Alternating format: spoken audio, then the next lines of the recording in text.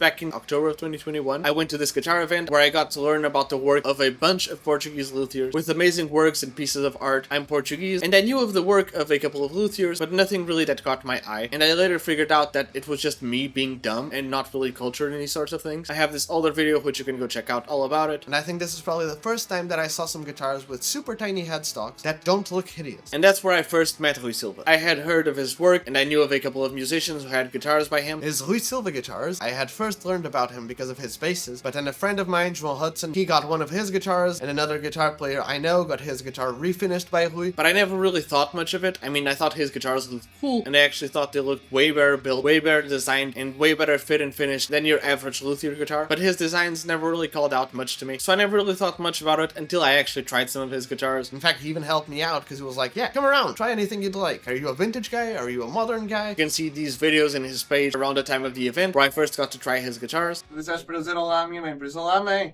estou no canal do Rui Silva, mãe.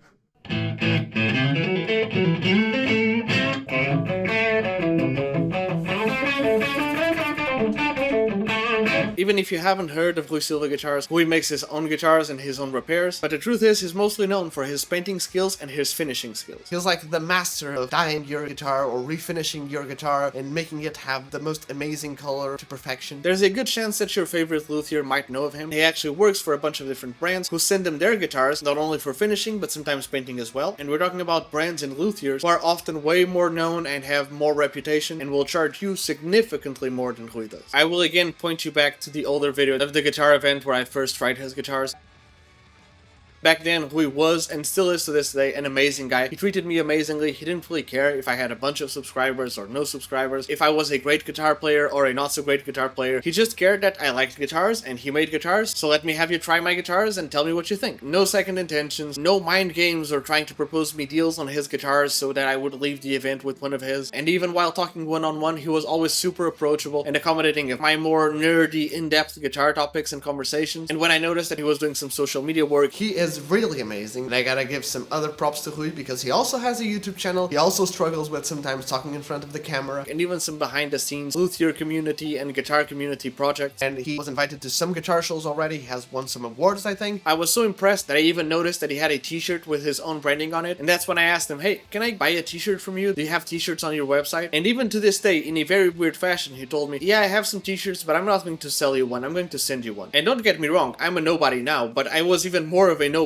back then, and I was super touched that he would just do something like that. I mean, it's a t-shirt, it's not anything expensive or crazy, but it's just that thought process of like, yeah, I want to buy a t-shirt from you, I want to support your business. And he was like, nah, I'll get you a t-shirt because I think you're a cool guy. If you want to support my business, then you'll just be wearing it, and when you go out, it's going to be advertisement for me. We've actually had mostly friendly arguments about this specific topic over the years. In some ways, it actually became a bit of a meme in our friendship, and it's not really like I doubted him at any point, but I just assumed that he wouldn't really remember to send me a t-shirt because he's a very busy guy, and he has way more things to do than just send a random guy a t-shirt. But around the next time that guitar event came along, and he knew he'd be seeing me again, he actually messaged me the day before being like, hey bro, what's your size of t-shirt? And I was like, oh, you don't really have to do this. You don't have to get me a t-shirt. Let me buy it from you. And he insisted that, again, he would not sell me a t-shirt. He just wanted to know my sizing. And hey, that's the t-shirt I've been wearing this entire video. That just goes to show you a little bit of his character. And later on in September or October of 2021, I actually called Rui and was like, I kind of want to talk guitars with you. Thank you for watching this video. This is just a section of the bigger video of the review/demo of my custom Rui Silva guitar. If you'd like to learn more about it, please click the full video and consider leaving a like, comment, subscribe, follow, and stay tuned for more.